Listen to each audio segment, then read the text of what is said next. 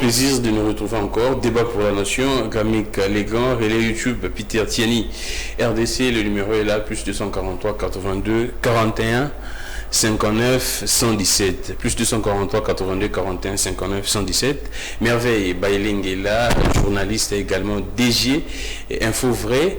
Également, il a lancé un autre média, chaîne YouTube. En tout cas, moi, je félicite et j'encourage le travail bien fait de ces journalistes. En attendant, bien sûr, d'autres invités, Yves Bouya, Siméon Isako, nous revenons sur l'actualité politique qui reste dominée par la situation sécuritaire à l'est du pays. Également, placer un mot sur notre confrère Kasongo Mouimayama, décédé comme PCA au niveau de l'ACP, ancien porte-parole du chef de l'État, décoré à titre posthume. Nous allons placer un mot là-dessus. Le président est actuellement au niveau de Luanda, les processus politiques de paix pour résoudre ces problèmes sécuritaires à l'est du pays. Nous allons parler également de cette déclaration du Conseil de sécurité. Nous commençons cette émission. Merveille Bailengue, bienvenue, c'est votre première participation dans cette émission. Vous êtes également, je pense, rapporteur dans la commission, secrétaire, rapporteur de la commission des disciplines au niveau des... Exactement. Je ne suis pas ici en tant que... Et là, vous êtes en tant que journaliste et analyste politique. Voilà, je suis là en tant que journaliste et éditorialiste, mais aussi analyste. Exactement. Politique. Vous avez commencé par placer un mot sur notre nouvelle entreprise multiservice. Exactement. Entreprise de communication et presse. J'aimerais placer un petit mot avant d'aller plus loin. Il faut savoir que nous avons... À part Info Vrai, il y a maintenant... Ça veut dire que nous avons lancé une entreprise multiservice dénommée Groupe Senior. En fait, GESCOM Groupe Senior Communication. Et c'est cette entreprise-là, en fait, qui regroupe, qui rassemble infovray.net, notre site d'information, Infovray TV, très lu, notre chaîne YouTube. Nous avons également en fait une agence de publicité, mais à part une agence de publicité, nous avons également d'autres types de services que nous proposons. Nous vous invitons d'ailleurs à faire un petit tour à notre siège social qui se trouve ici sur l'avenue Télévision numéro 2, quartier Beauvant, dans la commune de Lingouala. Donc merci beaucoup. Merci beaucoup. Alors, Merveille, on commence par l'actualité, cette actualité très triste, funeste même, Kasongo Mouimayama, admis à titre posthume dans l'ordre national, héros national Kabila Lumumba au grade des grands officiers. C'est vaillant journaliste et c'est digne compatriote qui a servi la République, qui a représenté la République même partout dans le monde, est tombé comme PCA au niveau de l'ACP. Et qu'est-ce que vous personnellement vous retenez de ces grands messieurs? Et puis la deuxième question, j'enchaîne directement. Pourquoi ne pas décorer Kasongo Mouimayama de son vivant au lieu de le faire à titre posthume? Kasongo, c'est une grande école. Exactement. C'est une grande école, c'est d'abord un enseignant. Exactement, le professeur. C'est un professeur d'université. C'est une grande école, on avait l'habitude de le suivre sur RFI, le journal Afrique. En tout cas, c'était la fierté de l'Afrique, c'était la fierté de la RDC. Il a toujours été modéré. Humble. Simple. Simple en plus. Il saluait tout le monde. Une fois, j'ai rencontré les vieux. J'ai dit bonjour. Il m'a salué comme si on se connaissait. Comme si on se connaissait. Le vieux Kasongo. Partir si tôt, bien qu'il avait pris de l'âge, mais moi j'ai dit partir si tôt parce qu'il avait une mission. On avait encore besoin de lui, il avait encore à donner à la République. On avait encore besoin de lui, il est parti, donc c'est une tristesse. C'est une tristesse pour nous. Il est décoré maintenant. À titre posthume. Il le mérite. Et pourquoi seulement après? J'aurais bien voulu qu'il soit aussi décoré à son vivant. Mieux vaut tard que jamais, dit-on. C'est parce que dans notre pays, on ne reconnaît que les gens après leur mort, ou bien c'est juste pour essayer un peu de flatter la famille. Et c'est vraiment sincère. Ce n'est pas que dans notre pays. La nature humaine est comme ça partout dans le monde. C'est partout dans le monde. C'est quand vous croyez? C'est quand vous êtes mort, c'est quand vous mourrez que l'on reconnaît en vous des grandes qualités. Et même les légendes que nous connaissons aujourd'hui, vous allez voir qu'à leur vivant, on ne parlait pas autant d'eux qu'à leur mort. Donc, en fait, moi, ça ne me surprend pas, c'est dans la nature humaine. Et je sais aussi que le vieux Kassongo méritait cela. Donc, c'est quelque chose que moi, personnellement, c'est quelque chose que moi, personnellement, je salue en tant que journaliste. Et je sais aussi que le vieux n'était pas conflictuel. Le vieux n'était pas conflictuel, exactement. Il n'était pas conflictuel. Moi, aujourd'hui, j'étais là aux funérailles. Nous étions là aux cliniques quinoises. J'ai vu presque toutes les générations être représentées là-bas. En tout cas, vous sentez qu'il était aimé. Il était aimé par tout le monde. Vous sentez que la génération des Kibambi, la génération des Jean-Marie Kassamba, la jeune génération, presque tout le monde était là pour saluer ce grand homme. Donc, la RDC vient de perdre une icône. Donc, voilà. Merci beaucoup, Merveille Bayelengue. Nous allons parler également, nous allons prendre en tout cas ces sujets. Nous prenons la situation sécuritaire de manière générale, ce qui se passe au niveau de l'Est de notre pays. Mais en tout cas, j'encourage et je soutiens nos fauves, les FRDC, qui abattent un travail digne. Merveille Bayelengue, là je suis en train de lire la déclaration du Conseil de sécurité de l'ONU qui condamne la reprise des attaques par les M23, qui appelle également à un accès humanitaire sans entrave et réitère son soutien aux efforts régionaux. Appelle tous les groupes armés à cesser immédiatement toute forme de violence. On ne citait pas nommément le Rwanda ici par le Conseil de sécurité et même nos voisins, en tout cas les présidents des pays voisins. Pour eux, ils ne croient pas vraiment que non, c'est le Rwanda qui est derrière les M23. Oui. En lisant la déclaration du Conseil de sécurité, c'est vrai que les États-Unis, ces pays a cité le Rwanda, mais le Conseil de sécurité, la communauté internationale ne reconnaît pas officiellement comme ça que non, c'est le Rwanda. Vous pensez que c'est une part la faiblesse de notre diplomatie ou bien qu'est-ce qui se passe exactement? En fait, c'est ça l'hypocrisie de la communauté. C'est l'hypocrisie ou bien notre faiblesse de la diplomatie? Permets-moi de développer. Je commence d'abord par dire que c'est de l'hypocrisie de la communauté, de la part de la communauté internationale. Parce qu'il a été démontré par les scientifiques que cette guerre, cette crise, cette insécurité, aujourd'hui est alimentée par la communauté internationale. Vous et moi, savants, est alimenté par la communauté internationale. Alimenté par la communauté internationale. Écoutez, l'armée rwandaise, l'armée congolaise est mieux cotée, selon les experts, que l'armée rwandaise.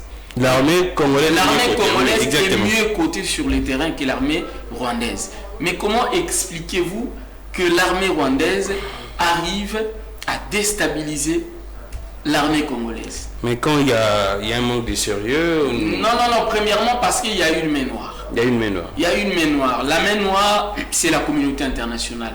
Derrière la communauté internationale se cachent les multinationales.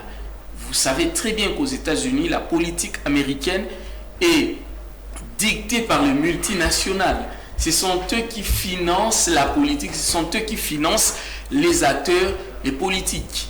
Ils ont intérêt à ce que l'insécurité règne dans cette partie de la RDC afin d'extraire les ressources naturelles de la RDC pour fabriquer les téléphones, fabriquer des ordinateurs et viennent nous vendre ça à des prix excessifs. Et donc ils gagnent.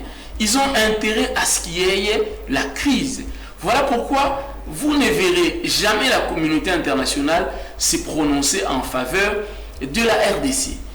Mais maintenant, il faut aussi savoir que Kagame, c'est un commissionnaire. Kagame, c'est un commissionnaire. Kagame est le commissionnaire des Occidentaux.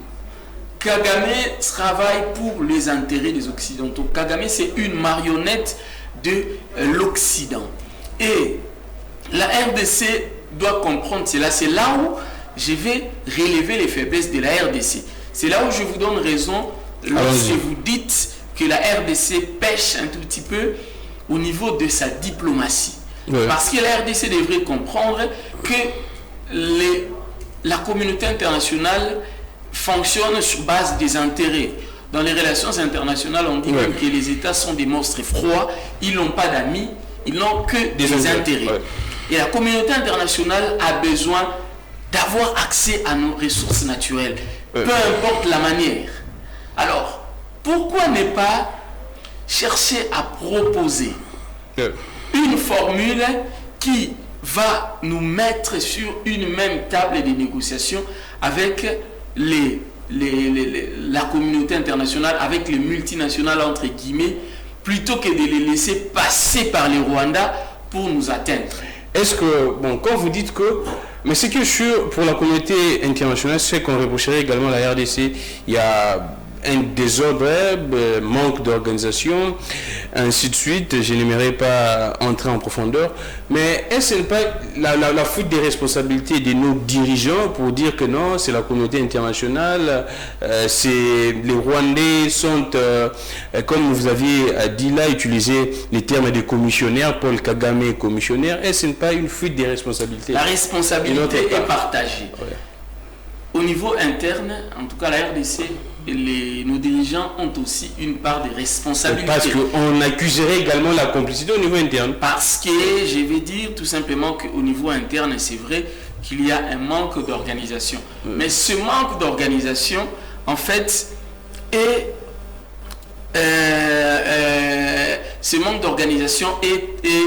occasionné, ce manque d'organisation est créé toujours par l'Occident. Je vais insister sur ça. Toujours par l'Occident, parce qu'ils nous ont infiltrés au plus haut sommet. Ils ont envoyé, ils ont en fait utilisé le Rwanda pour infiltrer l'armée, par exemple les services de renseignement, infiltrer les institutions étatiques. Et puisqu'ils ont infiltré, ils nous déstabilisent à chaque fois que nous essayons de nous organiser au niveau interne. Et si vous allez dans les institutions de la RDC, vous allez vous rendre compte qu'au moins 40% font partie de la communauté. Et Tutsi, ce sont soit des Rwandais. Le président avait dit qu'ils sont des Congolais. Non, écoutez, ils sont des Congolais, il y a des Tutsis Congolais, mais il y a aussi des Tutsis Rwandais. Exactement. Ça, c'est une réalité. Mais si vous analysez la situation, vous allez en fait vous rendre compte que la plupart des Tutsis qui sont ici dans les institutions sont des espions, jouent le rôle des espions. Ils sont là pour relayer. Mais ce sont les autorités qui les nomment, non? Non, mais c'est ce que je dis. C'est ce que je dis. Ils ne viennent pas d'eux-mêmes comme ça. C'est ce que je suis en train de vous expliquer. Je suis en train de vous parler de l'espionnage. Lorsque on parle de l'espionnage, on sous-entend que des personnes non identifiées, non identifiées intègrent une nation, une communauté, tout en cachant leur identité. Donc il se peut que les autorités ne sachent pas la vraie ou les vraies identités des personnes qui aujourd'hui sont à la tête de certaines institutions. Est-ce que vous savez qu'il y a des Rwandais qui sont arrivés ici au Congo avant même l'indépendance? Ils sont arrivés ici au Congo avant l'indépendance. Est-ce que vous savez aussi que les Rwandais, il suffit qu'il ait le sang rwandais en lui, peu importe l'année où il est arrivé au Congo, ou même s'il est né ici au Congo, ils ont en fait en eux cet esprit Rwandais, attaché à leur patrie d'origine. Karega, on vous a dit que Karega a fait étudié à Lumbashi. Karega a un parent au Congolais. Karega est né, si je ne me trompe pas, de père rwandais et de mère congolaise ou vice versa. Mais aujourd'hui, Kagame sert les intérêts rwandais. Kagame aujourd'hui est plus rwandais que Congolais. Quand la communauté, le Conseil de sécurité condamne la reprise des attaques par les M23. Alors, 2013, les M23 étaient faits. Par quelle magie ces gens-là se sont récomposés, reconstitués? Est-ce la faiblesse au niveau de nos services de sécurité? Comment ils sont rentrés ici? Comment sont-ils rentrés dans notre pays et se récomposés? Est-ce nos services de sécurité, l'ANER, même la DENIAP, les services de renseignement militaires et national des renseignements, étaient-ils distraits ou bien qu'est-ce qui s'est passé? Ce qui est sûr est que sous Joseph Kabila, pour que la situation se calme, le président honoraire, à l'époque, président de la République, Joseph Kabila avait signé des accords avec les M23. Voilà même pourquoi jusqu'à aujourd'hui, vous avez même un parti politique qui s'appelle, qui porte le nom du M23. Vous avez les représentants des M23 dans les institutions. Si vous ne les savez pas. Mais également, actuellement, il y a des représentants du M23 au sein de l'Union sacrée. Non, mais c'est ce que l'aile politique du M23 se trouve dans l'Union sacrée. C'est ce que je suis en train de vous expliquer. Donc, il y a des accords. J'ai même vu quelqu'un publier cela sur les réseaux sociaux. Je n'aimerais pas vraiment parler de ça ici. Mais il faut savoir qu'il y a eu des accords signés. Et aujourd'hui, ils se sont sentis un tout petit peu frustrés. Frustrés parce qu'ils ont constaté que les accords signés avec Joseph Kabila ne sont plus respectés. Est-ce qu'il parle des accords signés avec Joseph ou bien avec l'actuel régime?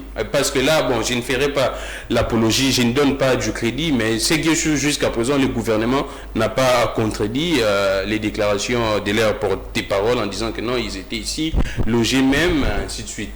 Est-ce qu'ils revendiquent les accords signés avec Kabila à l'époque, en 2013? Parce que c'est que sûr, selon les informations, Kabila n'avait pas respecté, selon eux, les clauses. Est-ce qu'ils revendiquent les accords signés avec Kabila ou bien avec l'actuel? Avec Kabila, il y a eu des accords signés sur papier. Mais si, avec Tshisekedi... Officiellement comme ça? Officiellement, il y a eu des accords signés. Mais avec ce régime... Avec ce régime, on n'a pas de preuves. On n'a pas de preuves. S'il y a eu rencontre, cela n'a pas été mis sur papier. Donc, ces accords-là n'existent pas. Ils n'ont pas le droit de déclarer à la place publique qu'ils ont signé des accords ou un accord avec le régime Tshisekedi. Voilà pourquoi moi, sur ce point, sur ce sujet, je ne vais jamais soutenir la rébellion du M23 en tant que Congolais, en tant que patriote. Je vais soutenir les institutions de la RDC parce que aujourd'hui, nos frères et sœurs meurent injustement à l'Est parce que les M23 ont décidé de prendre les armes soutenues, excusez-moi, par le Rwanda. Parce que le Rwanda a décidé d'entrer sur notre territoire avec le soutien aussi derrière et le Rwanda et les M23 de la communauté internationale. Parce que vous l'avez bien dit, que la communauté internationale ne cite pas comme ça le Rwanda, alors qu'il a été prouvé noir sur blanc que l'agresseur de la RDC, c'est le Rwanda. C'est là où je vous donne raison lorsque vous dites qu'il faut que la RDC puisse élever sa diplomatie. J'apprends aujourd'hui qu'il est notre chef et à Luanda, j'apprends également, en tout cas, sauf si vous me contredisez, que le président rwandais n'est pas là. Oui, selon des informations. Il a boycotté, selon des informations. Certainement, il est empêché, il serait empêché. Quel empêchement?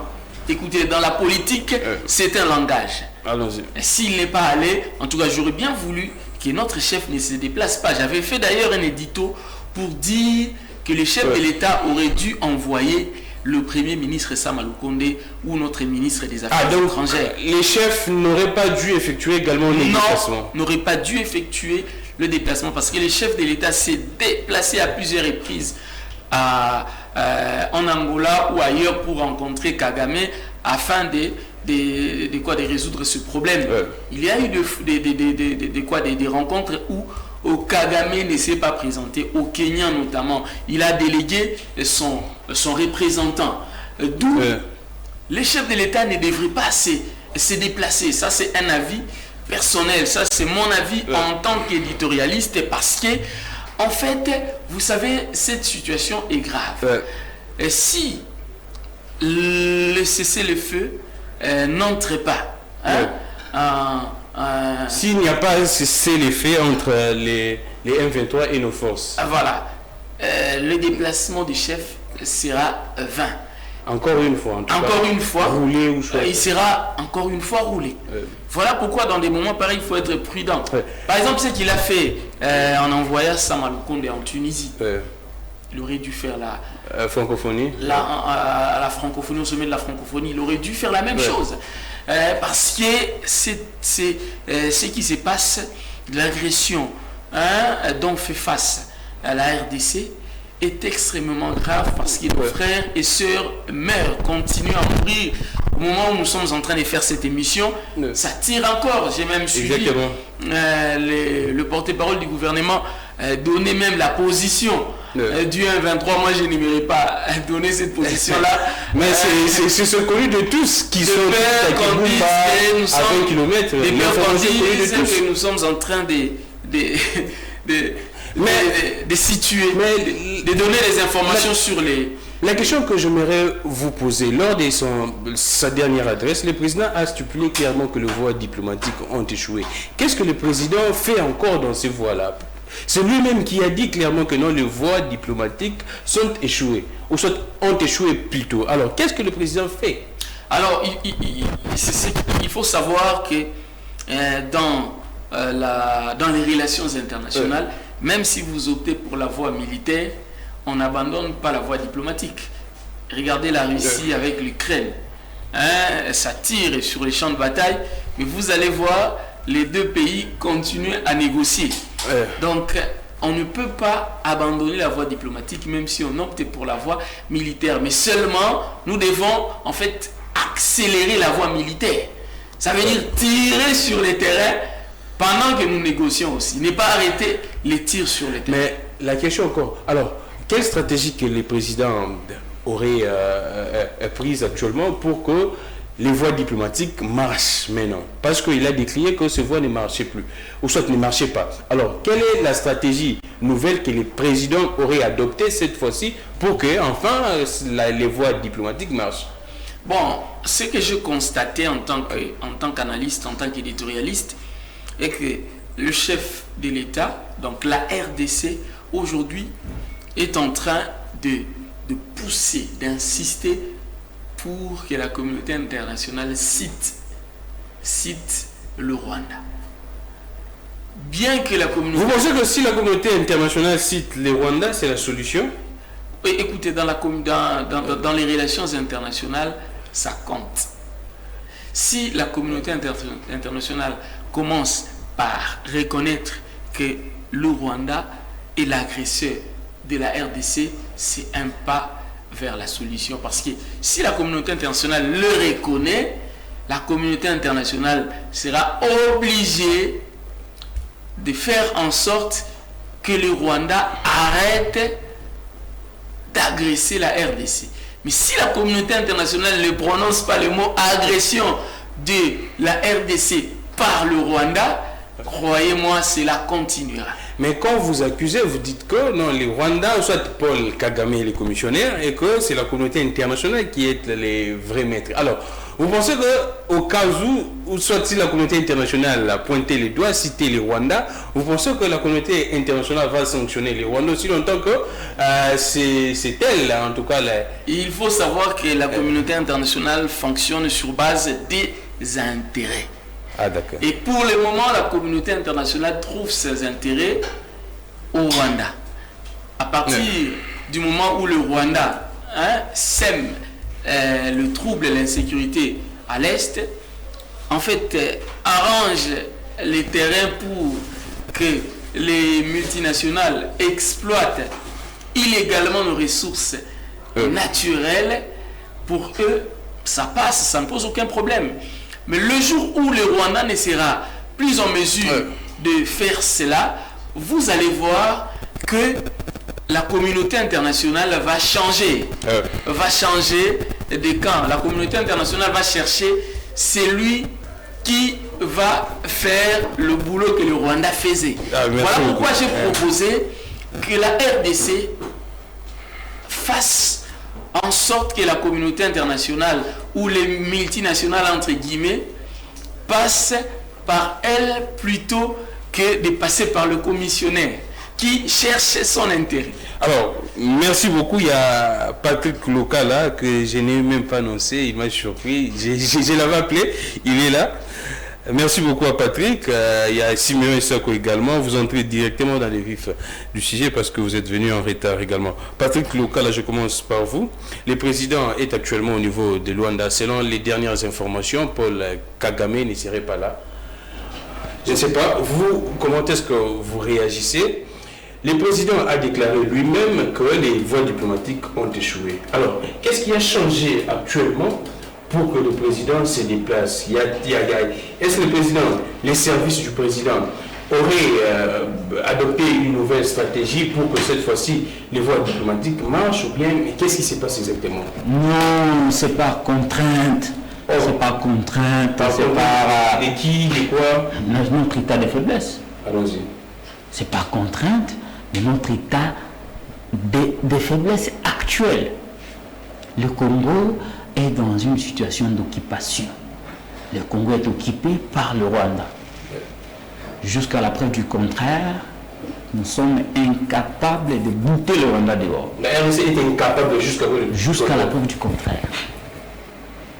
Je reconnais par ailleurs qu'il y a des efforts qui sont fournis sur le terrain, mais jusqu'au moment où je vous parle, le Rwanda contrôle plusieurs cités, territoires congolais par les trichements du M23. Et la RDC est au bout de stratégie. Parce que sur le terrain, le fait qu'on ait invité une armée étrangère, ceci voudrait dire que d'une certaine façon, au niveau du pays, l'option militaire n'a pas été à la hauteur. Parce que si cette option militaire était à la hauteur... ou bien de la sous-région. Non mais attendez, je vous explique les choses clairement, sans tabou.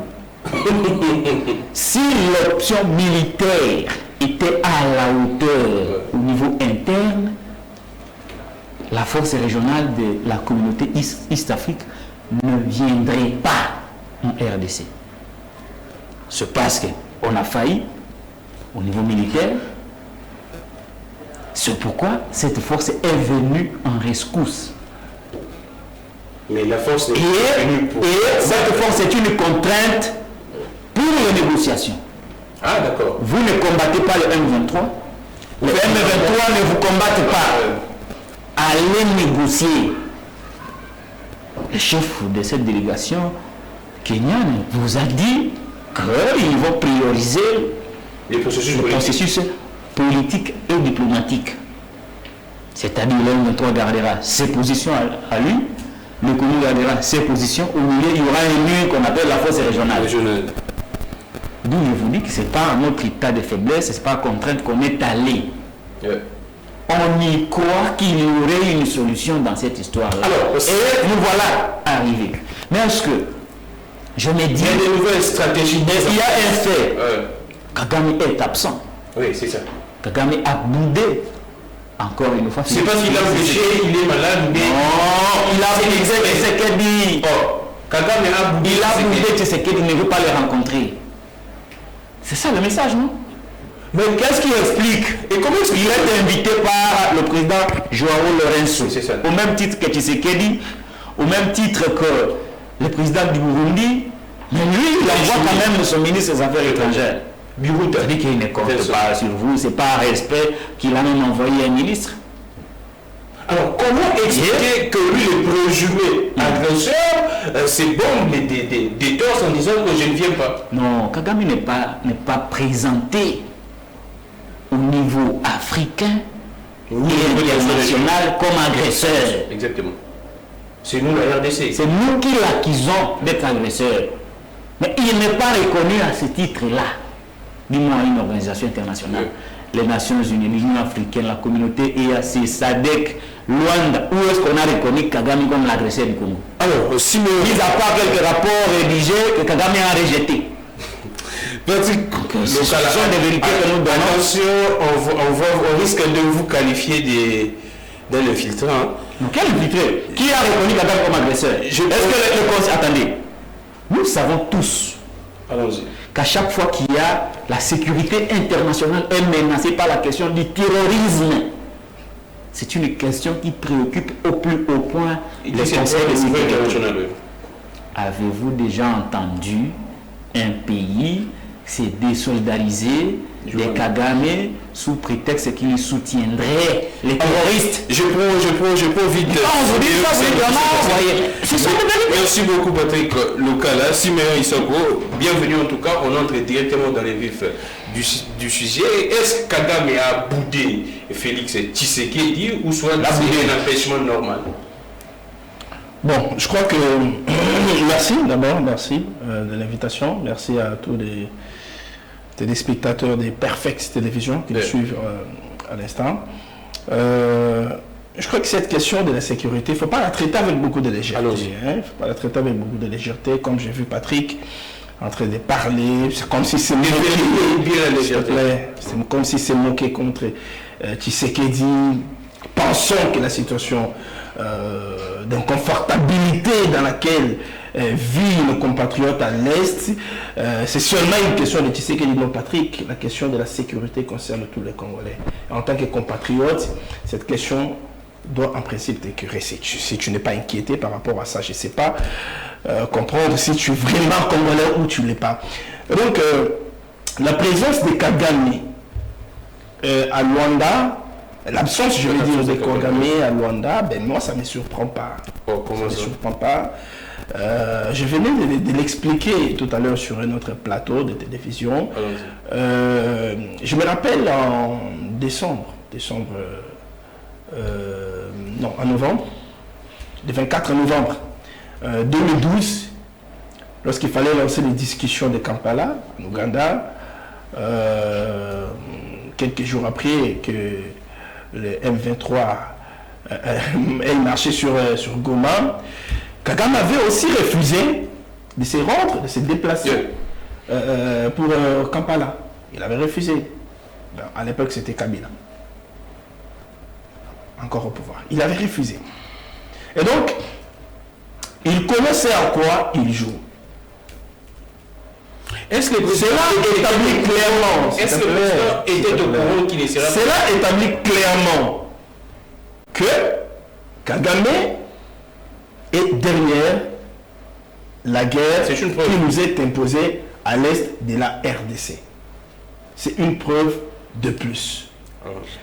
Le président était-il au courant? Le président n'était pas au courant, je ne sais pas, mais il était au moins important que notre président fasse le déplacement de Luanda. Mais est-ce que c'est nous qui sommes victimes? Il ne s'agit pas d'une humiliation.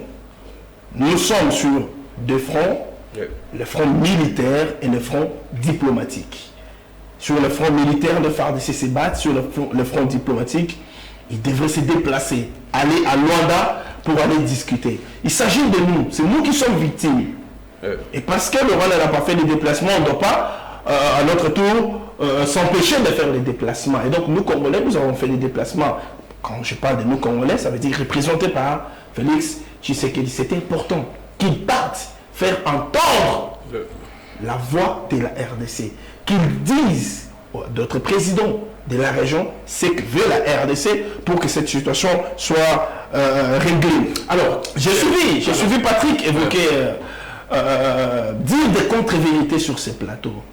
Je m'étonne encore, je me demande si réellement Patrick est journaliste.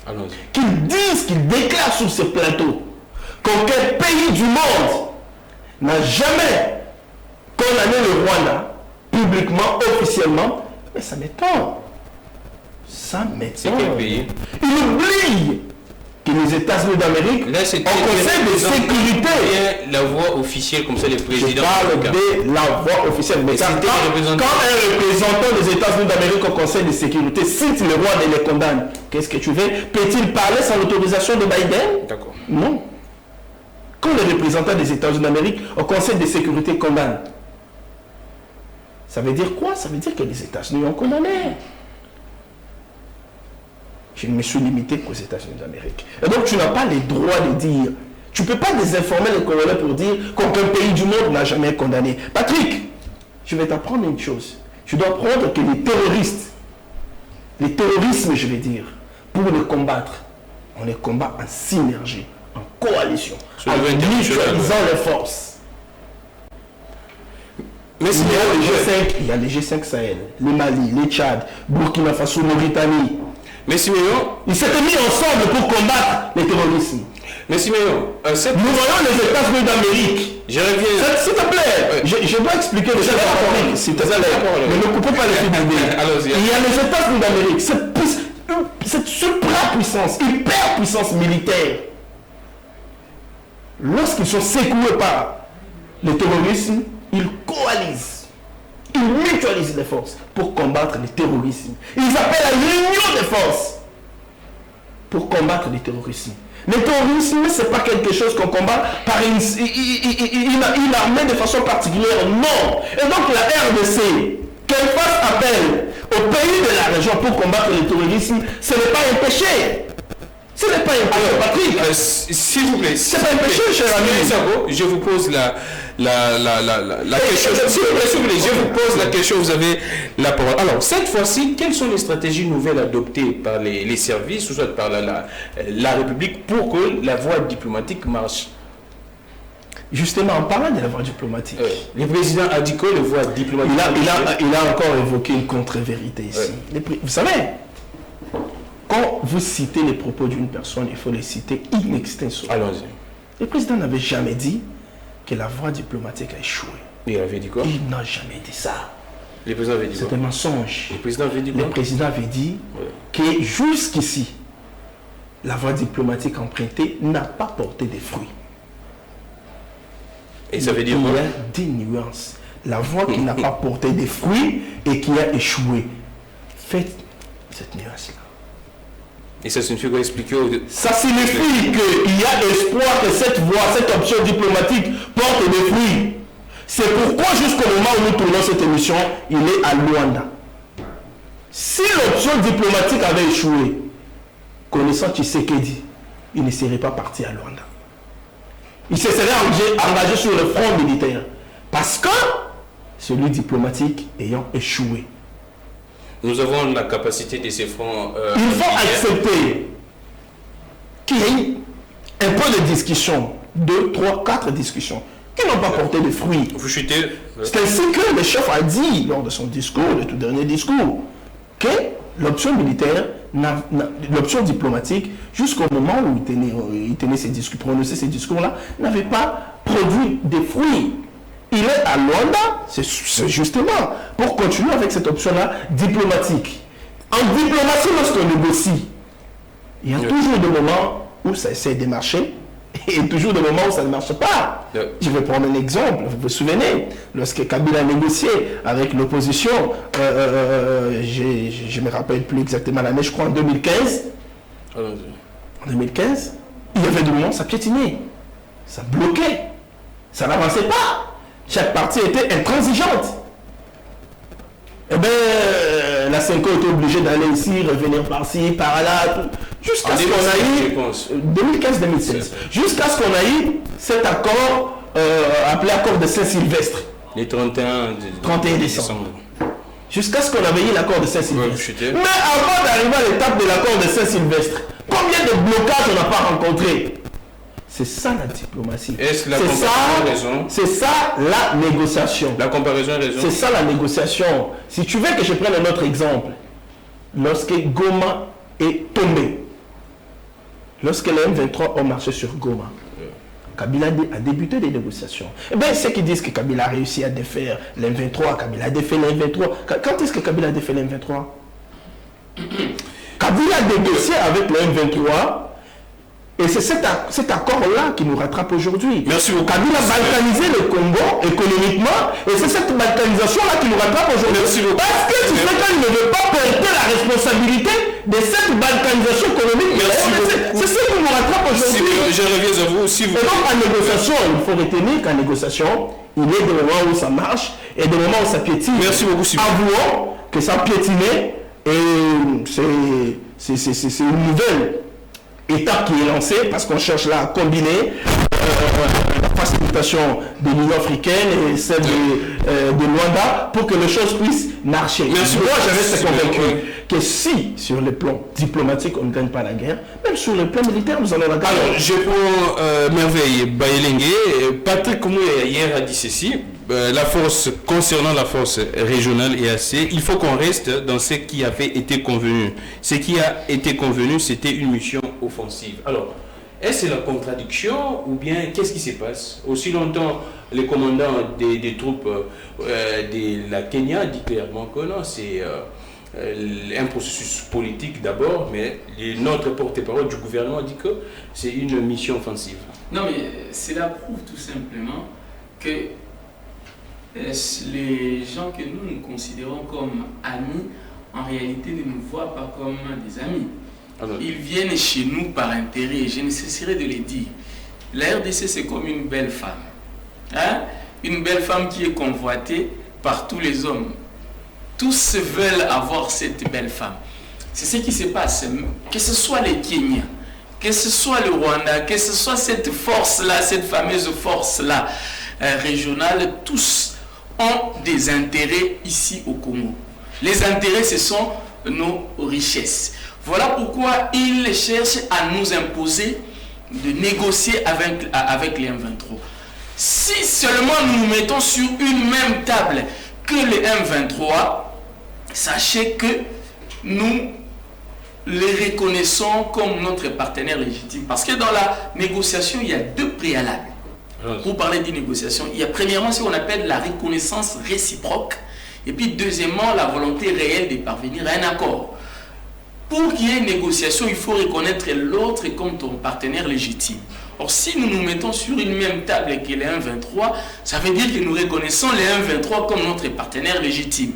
Voilà pourquoi la RDC a refusé de se mettre autour d'une même table que les 1-23. Nous sommes, laissez-moi terminer, nous sommes à Luanda pour parler avec le Rwanda, qui est un État au même titre que la RDC. Ça c'est déjà bon, nous avons fouillé le premier préalable qui est les préalables de reconnaissance. Mais maintenant, là où je crains que nous puissions tomber dans les pièges, c'est dans le deuxième préalable. La volonté réelle de parvenir à un accord. Cette volonté réelle de parvenir à un accord est coulée sous forme de concessions. Ils cherchent à ce que la RDC fasse des concessions. Et quelles sont ces concessions? Ça, je ne sais pas, mais selon les 1-23, et ils veulent qu'ils soient intégrés dans l'armée, ils veulent qu'ils soient intégrés dans les institutions. C'est ce que nous craignons parce que... Mais ils sont des Congolais, c'est normal, non? Non, écoutez, les gens qui ont pris les armes, qui se sont rébellés, qui ont tué leurs frères, et vous voulez qu'ils soient intégrés comme ça facile. Vous voulez qu'ils soient intégrés. Et s'ils sont intégrés, demain les autres Congolais frustrés vont aussi aller prendre les armes et venir aussi sur la table de négociation et être intégrés. Donc, moi je pense que aujourd'hui, l'option militaire est la meilleure option pour dissuader le Rwanda. Mais cependant, comme le veut la coutume dans les relations internationales, il faut toujours jusqu'à présent, les FRDC apparemment ne sont pas au point pour bouter dehors les M23. Moi je dis toujours que si aujourd'hui les M23 donnent l'impression qu'ils sont plus forts, j'ai bien dit, donnent l'impression qu'ils sont plus forts que l'armée congolaise, c'est tout simplement parce que premièrement, ils sont en train de jouer, ils sont en train de mener une forte campagne médiatique. Malheureusement, ici au niveau interne, nous n'avons pas compris cela. Nous ne faisons pas aussi une bonne campagne médiatique de notre armée, de notre institution. C'est la campagne... Écoutez, laissez que je termine. Et puis deuxièmement, les 1-23, cette armée est soutenue par le Rwanda. Donc cette armée est sous-traitée par le Rwanda. Et le Rwanda aussi, à son tour, est soutenu par la communauté internationale. Parce que je vous ai dit ici que la RDC, c'est la plus belle femme. Ici, il y a des minéraux, des ressources naturelles. Et les multinationales ont besoin de tout ça pour fabriquer ces téléphones que nous avons, pour fabriquer les ordinateurs qu'ils viennent nous revendre ici à des prix exorbitants. C'est ça le principe. Mais quand la RDC chante à tout moment que nous avons des partenaires au niveau international, quels sont ces partenaires alors? Non, écoutez, je pense que le débat ici ne doit pas être au niveau... Mais quand vous dites que les Rwandais est soutenu par la communauté, ça c'est une... Sinon, autant la RDC a également chante matin, midi, soir que nous avons des partenaires. Alors où sont ces Aujourd'hui, il faut être sincère. Aujourd'hui, la communauté internationale n'est pas avec les soutient le Rwanda. Je suis tout à fait d'accord lorsque Local a dit que, en tout cas, peut-être par les États-Unis, j'ai vu cette déclaration-là par les États-Unis, les autres grandes puissances, notamment la France. D'ailleurs, la France, dans les discours des Français, vous sentez qu'ils sont pour le Rwanda, vous sentez qu'ils soutiennent le Rwanda, et même le Rwanda, qui fait partie de la communauté anglophone. Oui, mais aujourd'hui, ils ont un secrétaire général au niveau de la francophonie. Alors que la RDC, c'est le premier pays francophone, permettez que je termine, alors que la RDC, c'est le premier pays francophone en termes de sa population. C'est là où la déclaration des sénateurs que j'ai vue à travers les réseaux sociaux que j'ai suivis à travers les médias, moi personnellement, je soutiens que la RDC menace de quitter la francophonie. Parce que si aujourd'hui la RDC quitte la francophonie... C'est même les Martin Fayol également. Ah oui, c'est le déclin, c'est la fin, c'est la chute. Ça sera la chute des... Alors, la France ne supportera pas que la RDC quitte la francophonie. Vous croyez? Mais seulement nous ne mettons pas... nous ne menaçons pas et puis nous ne mettons pas nos menaces en exécution. Moi je pense, avant de donner la parole à Patrick, je les paraphrase en tout cas, je pense que nous devons quitter en tout cas quitter de la parole à l'acte. Vous savez, nous sommes un grand pays francophone.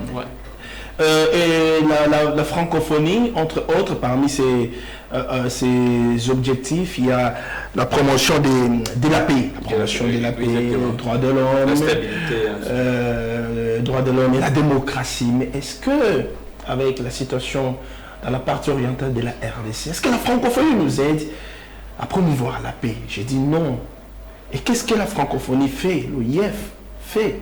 La francophonie doit faire que ça expérimente d'après vous. Mais quand nous parlons de la promotion de la paix, ça veut dire elle doit faire quoi? Ça veut dire qu'il y a des stratégies mises en place pour qu'elle parvienne à cette promotion de la paix. Par exemple, les cas qui opposent la RDC. La RDC dit clairement que c'est le Rwanda qui nous attaque. Il y a des preuves qui attestent que c'est le Rwanda qui attaque la RDC. Et tous nous faisons partie de l'OIF. L'OIF, en tant que structure, elle doit nous mettre tous autour d'une table et trouver des solutions, sanctionner le Rwanda s'il le faut. Pourquoi l'OIF ne le fait pas? Pourquoi? Encore est-il que la secrétaire générale de l'OIF, qui est rwandaise, a pris position pour son pays. Moi, je pense que cette position qui a été d'abord cette demande qui a été d'abord faite au chef de l'État, au gouvernement et au Parlement. Elle a d'abord été faite, je me rappelle, j'ai eu à publier cet article, a été d'abord faite par la jeunesse du parti des Pius Mabilou, Patrick Eshiba. Ils ont commencé par faire cette demande. Ensuite, c'est le président de l'ECD, Martin Fayol, qui a fait la demande. Ça a suivi les sénateurs, plusieurs personnalités. Jean-Marie Kassamba aussi, plusieurs personnalités politiques. Je crois que le parti de Pius, la jeunesse du parti de Pius Mabilou a été, en tout cas, je vais dire, clairvoyante sur cette question-là. Et donc, il faut il faut pour moi mettre cette menace en exécution. Parce que la France, comme l'a dit Merveille sur ce plateau, la France ne va pas supporter les coûts. Mais la francophonie ne va pas supporter les coûts du roi de la RDC. Et au finish, qu'on se le dise, qu'est-ce que la langue française nous apporte? Lorsque vous sortez de l'Afrique, c'est fini. Merci beaucoup. Et même plusieurs pays, plusieurs pays de l'Afrique. Combien parlent? S'il vous plaît, Simeon. Alors, je prends Patrick. Je crois qu'il faut instaurer maintenant dans notre programme l'apprentissage obligatoire de l'anglais. S'il vous plaît, Simeon. Le cas là, Patrick, j'ai quand même l'impression que nous sommes en train de tourner tout autour de la peau parce que des dialogues ou soit des négociations en négociation, mais la situation ne change pas. Depuis tout ce temps, il y avait des Kabila aujourd'hui, Tshisekedi après-demain. Apparemment, ce problème persiste. Est-ce que nous sommes en train d'analyser cette question vraiment dans le vrai sens du problème ou bien nous sommes en train de faire semblant? Non, il y a un problème de leadership. C'est un problème de leadership au sommet de l'État. Mais c'est depuis Kabila. Je parle du sommet de l'État, non? Ajouter à cela, beaucoup de Congolais qui travaillent pour le Rwanda. Vous avez vu, Félix, aussitôt après son élection, il est allé embrasser Paul Kagame, oubliant que c'est Paul qui nous agresse. Et puis voilà, tout ce choix qu'il a opéré, qui ont en réalité exposé la RDC.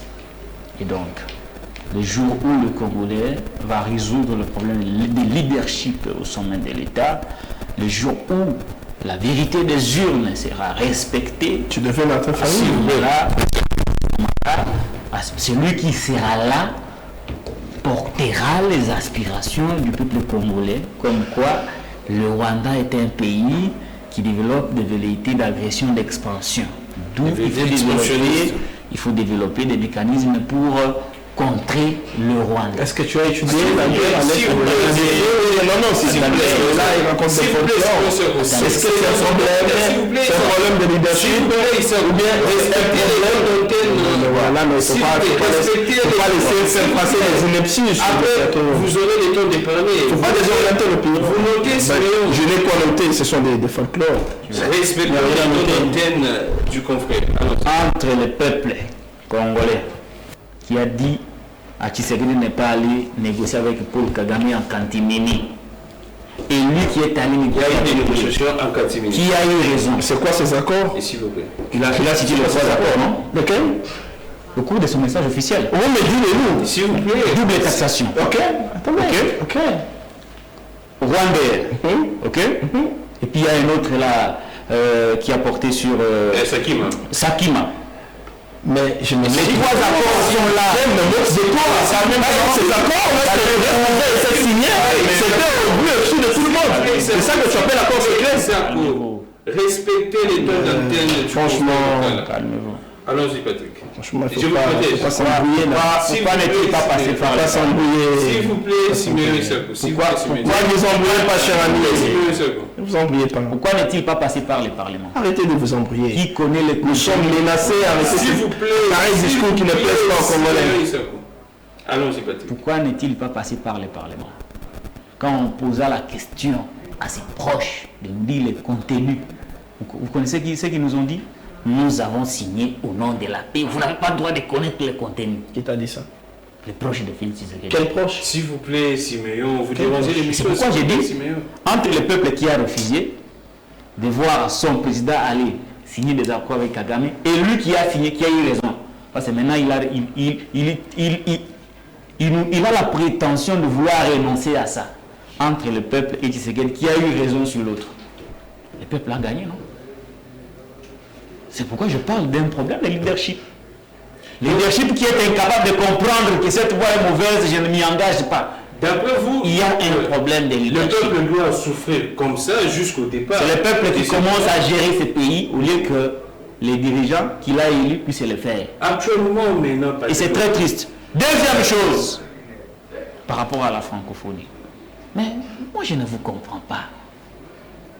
Vous voulez mettre de la pression sur une organisation comme la francophonie, mais vous êtes incapable de mettre la pression sur le Rwanda.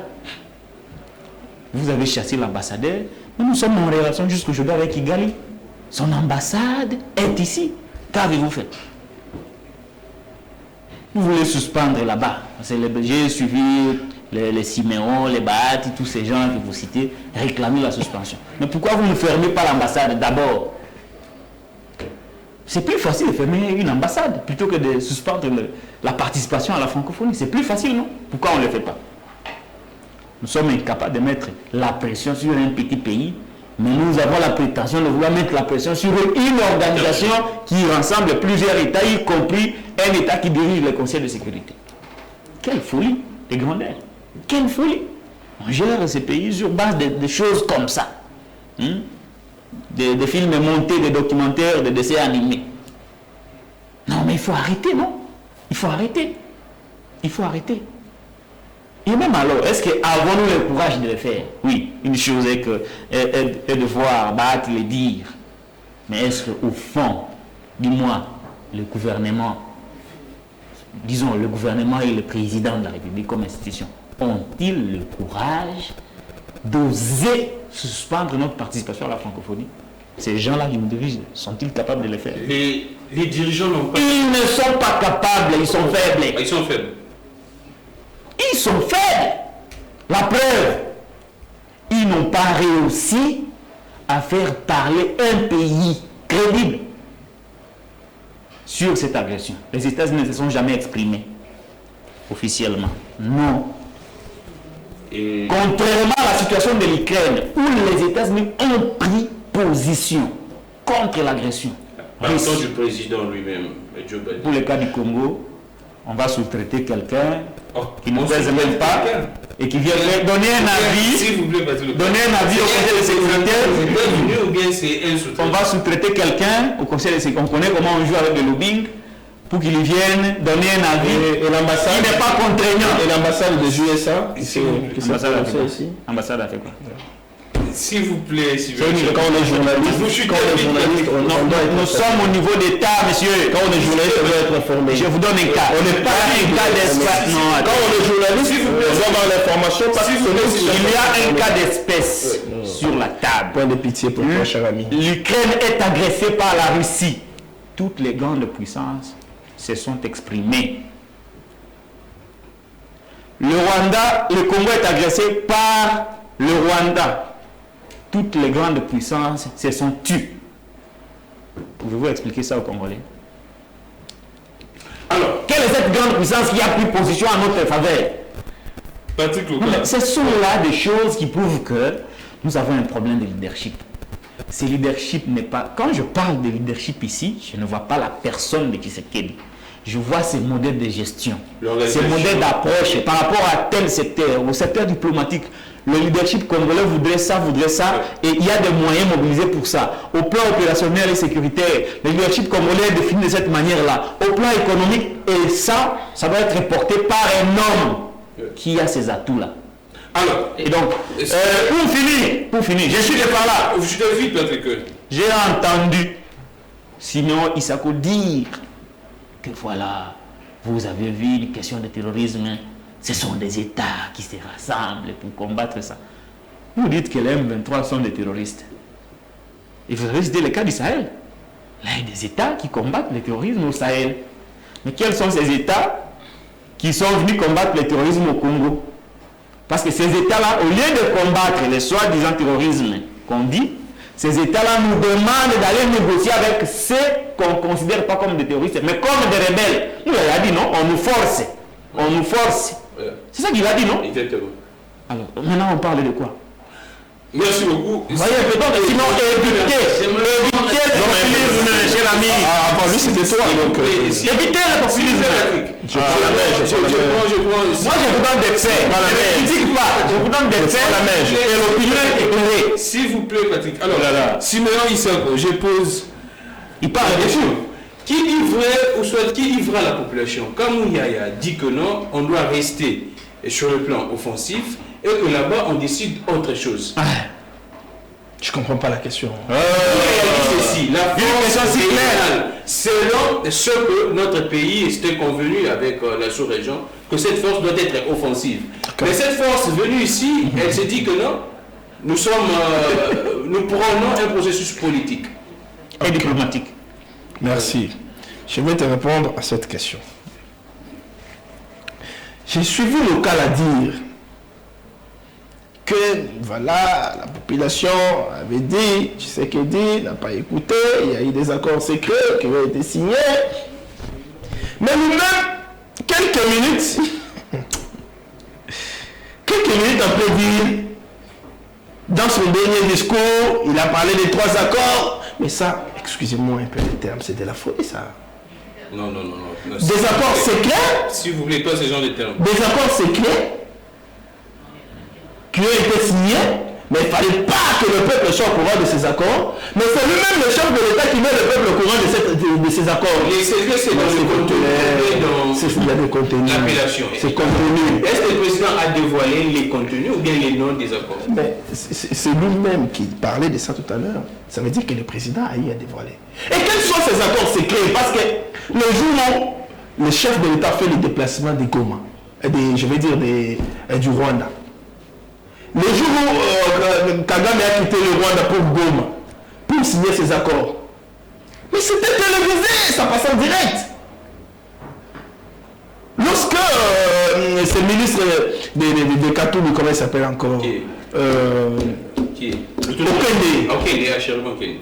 Le ministre de la République, lorsqu'il signait les accords avec Rwanda, c'était connu de tous.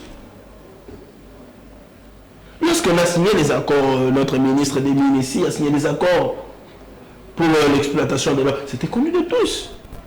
Antoine Tsamba. Mais qu'est-ce qu'il appelle accord secret? C'est quoi les caractères secrets qu'il y a dans cet accord? Déjà quand on dit c'est pour exploiter l'or, c'est tout ce qu'il y a comme contenu. Et puis en fait il s'est contredit lui-même. C'est juste qu'à Bayoga qui a lobby à contredire Tshisekedi. Parce que c'est l'habitude. Il y a qu'à contredire Tshisekedi pour attaquer. C'est ça qu'il voulait un peu faire. J'ai suivi Patrick parler de leadership. Non, il ne sait pas gérer la guerre, le leadership, tout ça. Mais que Patrick dise aussi aux Congolais que cette situation de la guerre n'a pas commencé avec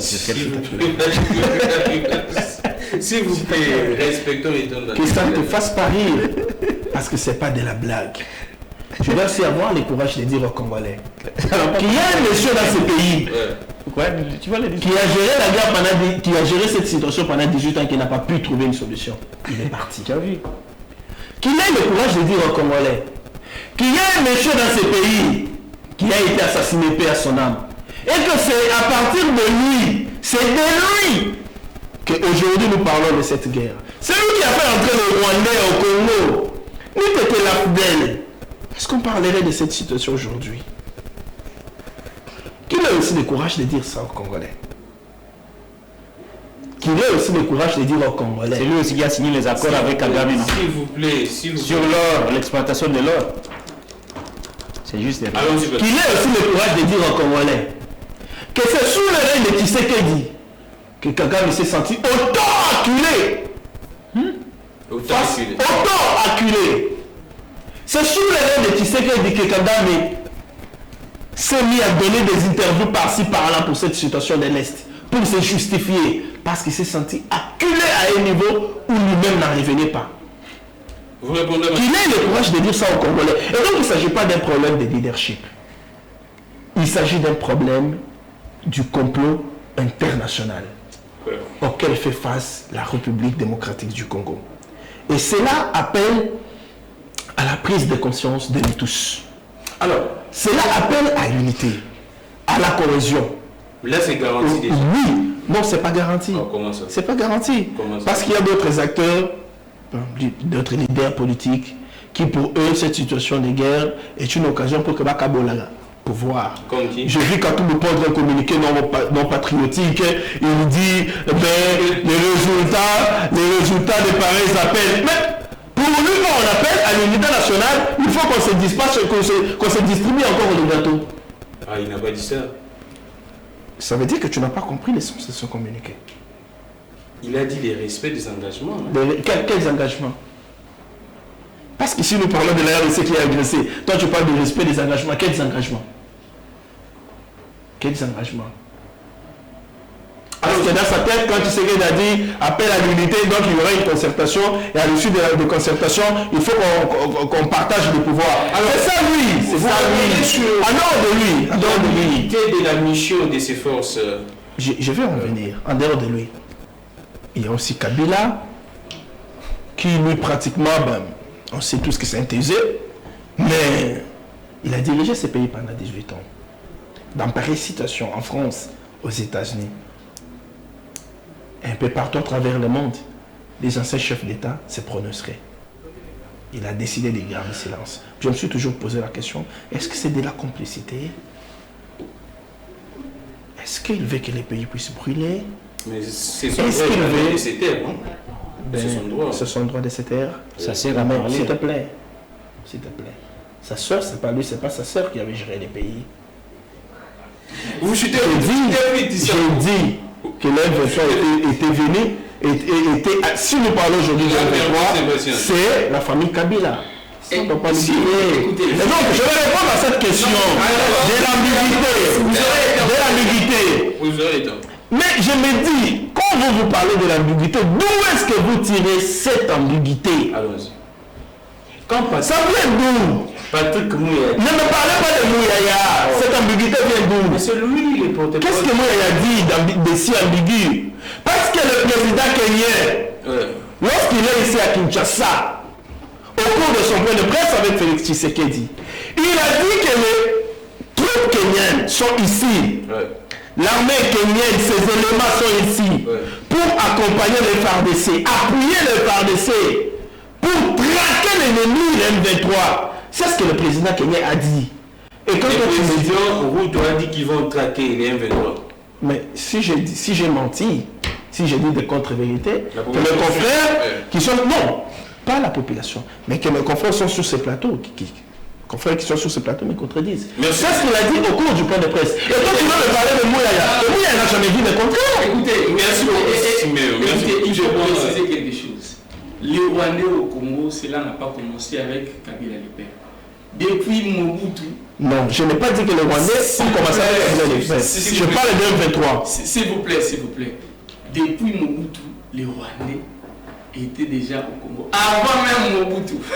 Avant l'indépendance. Les Rwandais étaient au Congo. Le Congo a toujours été l'Eldorado des Rwandais. Depuis. Ne pensez pas que cette situation cessera avec Tshisekedi ou avec le départ de Tshisekedi.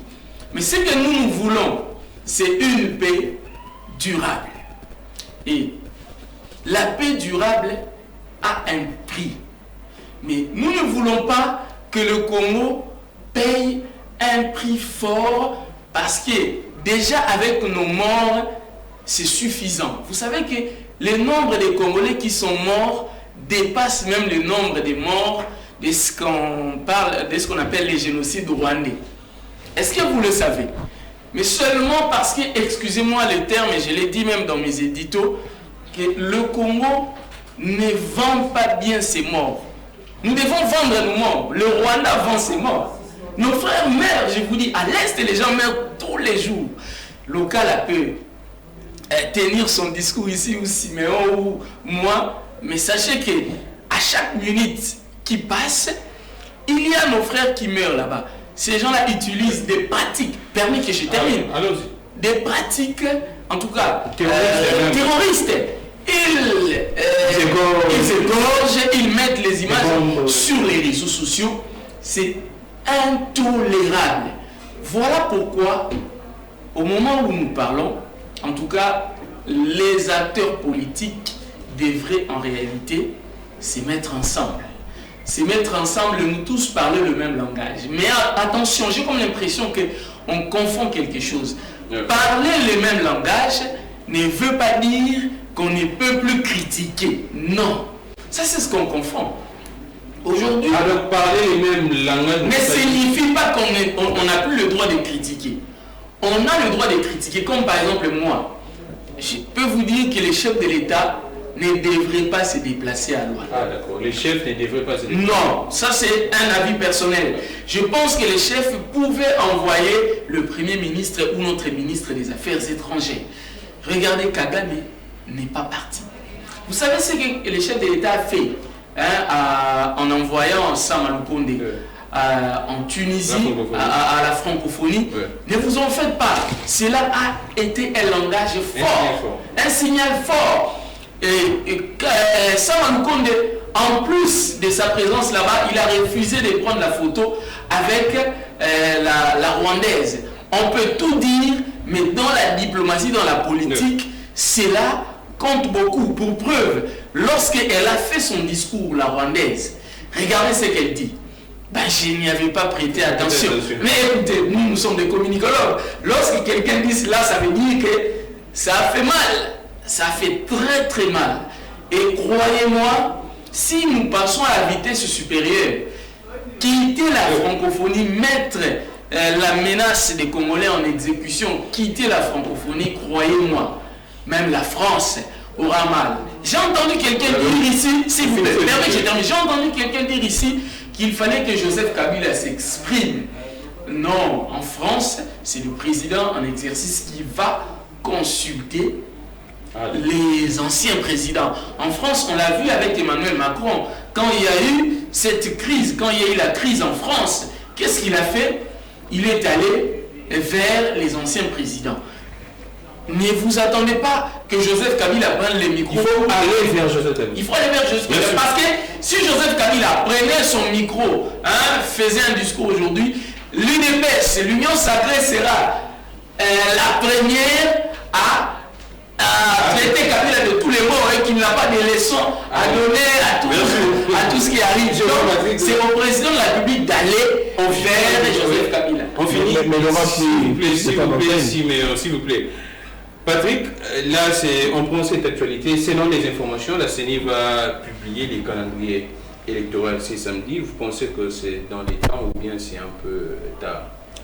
Très bien. Je voudrais dire à mon confrère Merveille Baelengue que refuser de prendre la photo avec Louise Mushikiwabo et quelques minutes après se retrouver avec Kagame tout souriant ne représente pratiquement rien.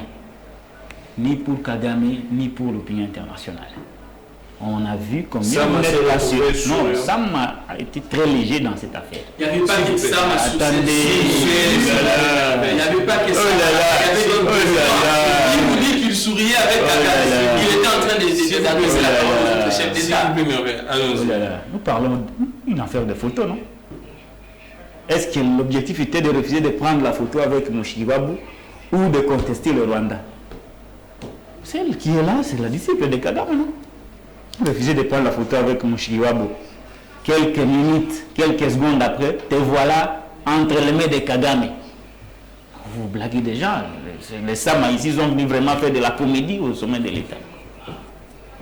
Quel est ce Congolais qui a pris au sérieux Sama? Comment il peut traiter un Premier ministre s'il vous plaît. Mais c'est de la comédie. Non, mais cher, il n'a pas traité les non, mais il a dit qu'il vient faire la comédie à la tête de l'État.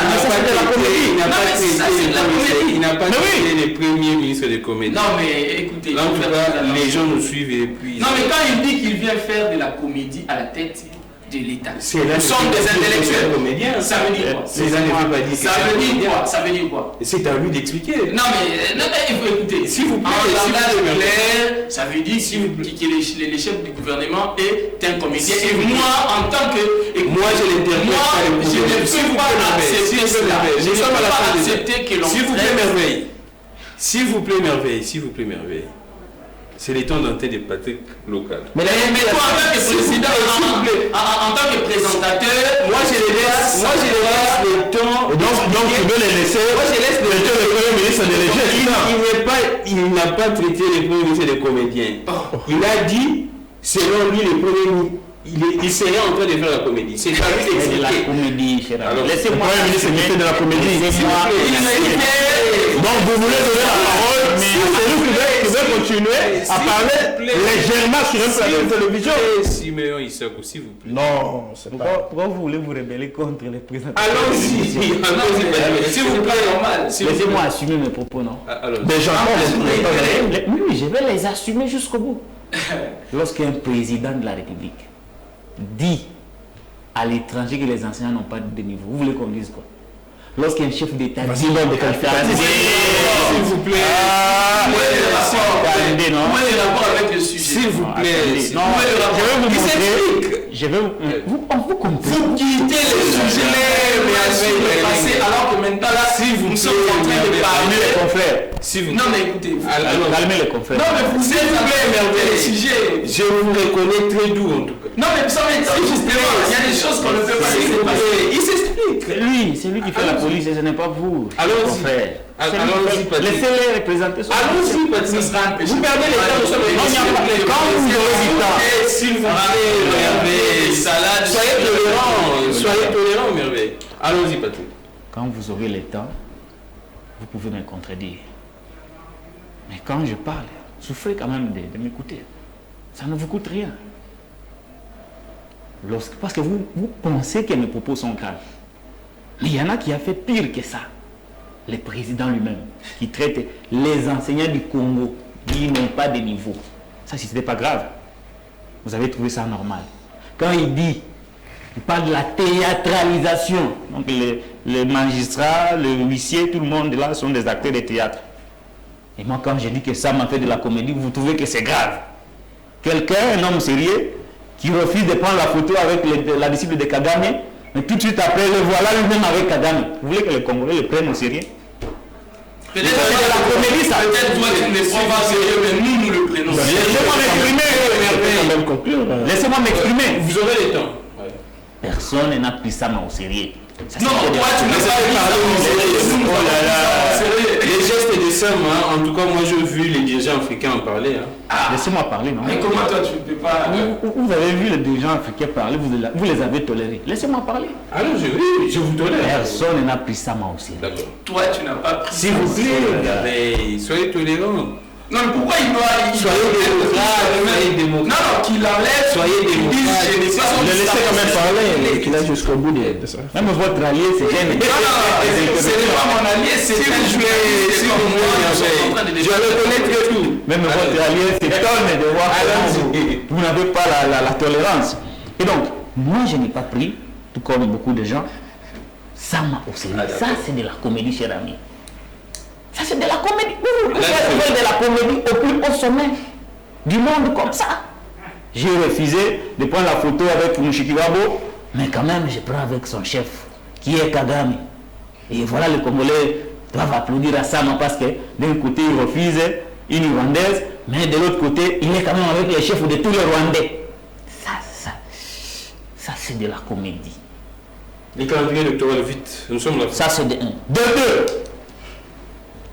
S'agissant de l'ambiguïté par rapport à la force régionale, le porte-parole du gouvernement dit qu'on a convenu d'une mission offensive avec les États membres de la communauté des États de l'Afrique de l'Est. Mais sur le terrain, on parle du respect du processus politique et diplomatique. C'est cela le problème. C'est là où se dégage l'ambiguïté. Mais c'est justement ça, non? L'ambiguïté vient d'où? Il y a plusieurs positions maintenant qui viennent des membres de la même organisation. Le Congo a sa position à lui. Le Kenya, à travers Uhuru Kenyatta, a sa position à lui. Les militaires de Uhuru Kenyatta à Goma ont leur position. Mouyaya a sa position. C'est cela l'ambiguïté dont il ne veut pas admettre. Soyons intellectuels, chers amis. Vous chutez la CENI. Vous aurez le temps. Vous savez, d'abord, moi, je suis resté parmi les rares Congolais qui ne croient pas à Denis Kadima parce qu'il est arrivé dans des conditions extrêmement catastrophiques. Pour moi, ce n'est pas un homme crédible, d'abord, au départ. Il a été choisi. Il n'est pas un homme crédible. Il n'est pas un homme crédible au regard du processus qui l'a conduit à ces postes-là. Et donc, je ne crois pas en lui, mais au moins je sais qu'au regard de plusieurs analyses et des experts, des bonnes élections en 2023 sont techniquement intenables. Des bonnes élections. Ah, d'accord. Sauf celles que Kadi m'avait organisées. Au cas où il les organiserait, celles-là au moins. Siméon, qui vont aboutir à une contestation peuvent être tenues. Mais les bonnes élections sont tenables. Merci. Il faudrait un consensus autour du processus électoral pour que le processus soit totalement aéré. Question de permettre aux uns et aux autres d'avoir confiance, non seulement à l'équipe qui dirige la CENI, mais aussi à la CENI elle-même. Comment allons-nous aller aux élections avec une équipe contestée qui va mettre en place un processus qui sera controversé. Donc, on est en train de préparer les gens à la contestation et ce n'est pas une s'il vous plaît, la télévision, c'est les temps, Patrick. Tu parles beaucoup, mais tu ne dis rien. Les calendriers électoraux pour ce samedi. Patrick doit faire les distinguos lorsqu'on est dans une manifestation. Doit faire les distinguos entre une photo officielle et des photos qui sont prises pêle-mêle. La photo dans laquelle on voit, sur laquelle on voit Kagame, Sama Lukonde, je crois Macron aussi, un peu... Non, il n'y avait pas Macron. Ouais, il n'a même pas bien regardé la photo. J'ai dit je crois. Non, Macron n'était pas là. J'ai regardé. Vous êtes journaliste, papa. J'ai regardé. J'ai la photo ici. Oh là là, je l'ai aussi. Macron n'y est pas. S'il te plaît. Voilà. Faut pas mentir. S'il te plaît. Allons-y, c'est mieux. Je ne suis pas un menteur comme toi, monsieur. Toi, tu sillonnes des plateaux de télévision pour mentir. Arrête. Non, pas ce genre de considération, s'il vous plaît. Et donc, il ne faut pas confondre. Là, il s'agissait d'une photo officielle qui marque la fin des travaux, qui marque la fin du sommet, qui marque la fin de l'édition. Il s'agissait d'une photo officielle dans laquelle la RDC a refusé de s'afficher aux côtés de Kagame. C'est un message fort. C'est une photo qui a fait... C'est une position qui a fait parler. Il est ce chef de l'État qui n'a pas évoqué cet aspect des choses. Tous en ont parlé. En commençant par Macron jusqu'au dernier chef d'État africain. Tous, ils en ont parlé. Et donc la position de Sama est à saluer par rapport à ça. Et qui se retrouve dans une autre photo, Chris Pelmel avec Kagame. C'est normal, hein? Où est le problème? Mais dans l'officiel, on a refusé. C'est le message qui est passé. C'est quelque chose que Patrick doit retenir. Mais Sama Lukonde a fait attendre la voix de la RDC. La voix de la RDC a été entendue. Dans les recommandations, dans les conclusions des travaux, on a condamné les Rwandais. On a condamné le soutien que le Rwanda apporte au M23. Oui, il faut condamner. Et l'ONU s'est même engagé à mener un processus de paix dans tous ces pays-là, dont la RDC. Dans les pays où sévissent la sécurité, dont la RDC. Oui, il faut condamner les Rwandais. Ça veut dire que le message de Sama a porté et il a produit des fruits. Que l'ennemi de la République vienne sur ce plateau pour raconter sa vie, moi, ce n'est pas mon problème. Les élections. Les calendriers pour ces samedis. Il parle de Kadima qui a été désigné, qui n'est pas crédible, tout ça. Bon, moi je me dis que le mal au Congo, c'est que quand on est opposant ou bien quand on est proche d'un opposant. C'est un journaliste. S'il te plaît, laisse-moi évoluer. Là où il y a vert, on dit que c'est rouge. C'est ça au Congo. C'est ça les Congolais. C'est ça les caractéristiques d'un opposant ou bien de proche d'un opposant au Congo. Kadima a été désigné par la majorité absolue. Ils sont l'église catholique. Bon, en fait, il a été désigné par la majorité, je vais dire. Kadima a été désigné par la majorité des confessions religieuses. Seuls l'église catholique et l'ECC se sont soustraits du processus. Parce qu'ils voulaient imposer leurs messieurs. Et un peu plus tard, l'église catholique et l'ECC ont reconnu l'expérience, l'expertise de l'homme Kadima. Vous chutez. Ils sont acceptés.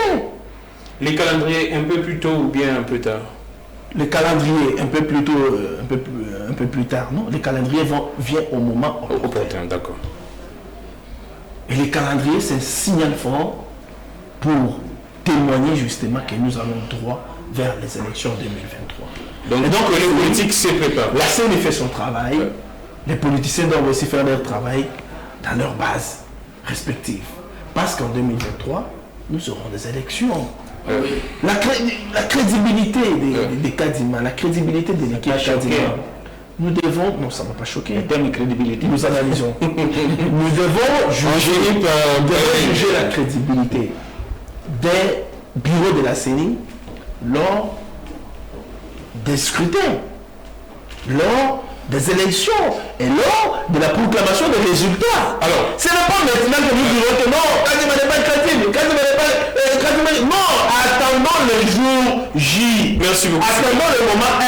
Merci beaucoup. Proclamer les résultats. Merci. Voir que sur le terrain, il y aura contestation. Merci Siméon Issa. C'est alors que nous dirons qu'il a été crédible. Merci Siméon Issa. C'est maintenant, envoyé je ne sais pas qui, que tu veux dire... Merci Siméon Issa. Je prends Bayelengue. Oui, c'est moi en tout cas, je ne vais pas perdre le temps à revenir sur... Le processus électoral.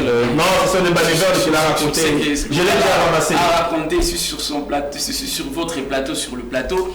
En fait, je vais parler de la CENI pour être court, pour clôturer l'émission. Écoutez, nous devons avoir les élections.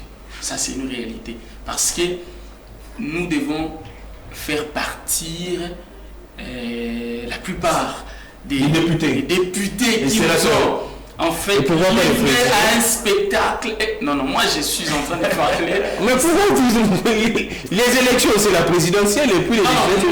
C'est le peuple. Sur le peuple décide que les présidents. Pourquoi il veut m'imposer que tu sois le président?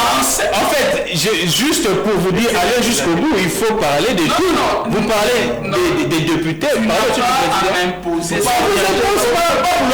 comme si je n'oriente rien. C'est comme si vous pensez vous attaquer seulement aux députés. Non, j'ai tout simplement observé. Mais c'est son analyse, s'il vous plaît.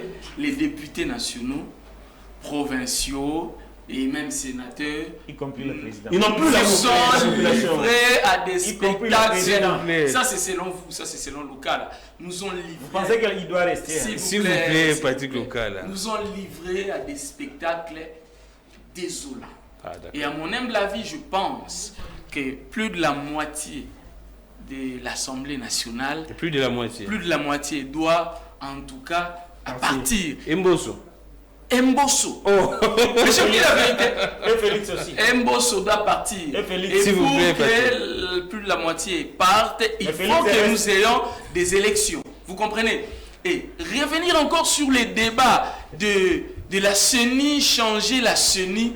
Moi, je pense que c'est ça les débats au niveau de l'opposition. Quel débat? Quelle opposition? L'opposition doit comprendre que l'opposition doit comprendre que les FCC. L'opposition doit comprendre que il faut qu'il y ait les élections.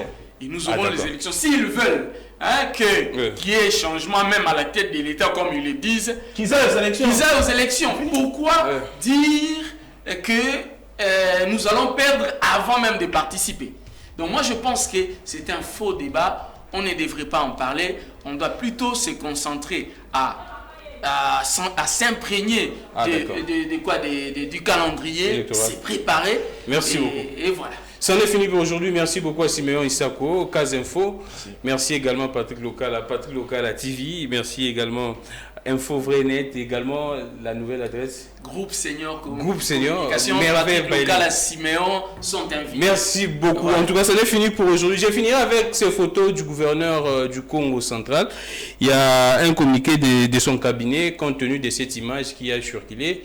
Je pense selon les cabinets du gouverneur, c'est l'attitude en tout cas habituelle de monsieur le gouverneur Guy Bandou, qui a l'habitude de se mettre ainsi. La vidéo qui circule selon les cabinets disent ceci: cette vidéo est publiée par une personne mal intentionnée qui, dans ses commentaires, interprète la proximité entre Monseigneur l'évêque du diocèse de Kisantu et son excellence monsieur le gouverneur des provinces comme un prétendu échange de substances dans le but de nuire au chef de l'État.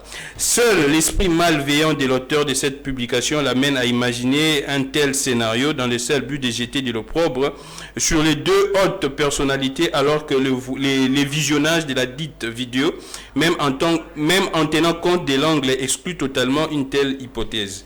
Le cabinet du gouverneur tient à préciser à l'attention de l'opinion public que les détracteurs qui ne peuvent pas s'attaquer aujourd'hui aux actions et réalisations éloquentes de son Excellence, Monsieur le gouverneur de province qui inscrit comme les champions de la vision du chef de l'État, manœuvre et orchestre des montages abjects à l'image de cette vidéo visant à créer une psychose au sein de la population pourtant mobilisée derrière les présidents de la République dans cette période où tous les efforts sont tournés vers la pacification de l'Est du pays.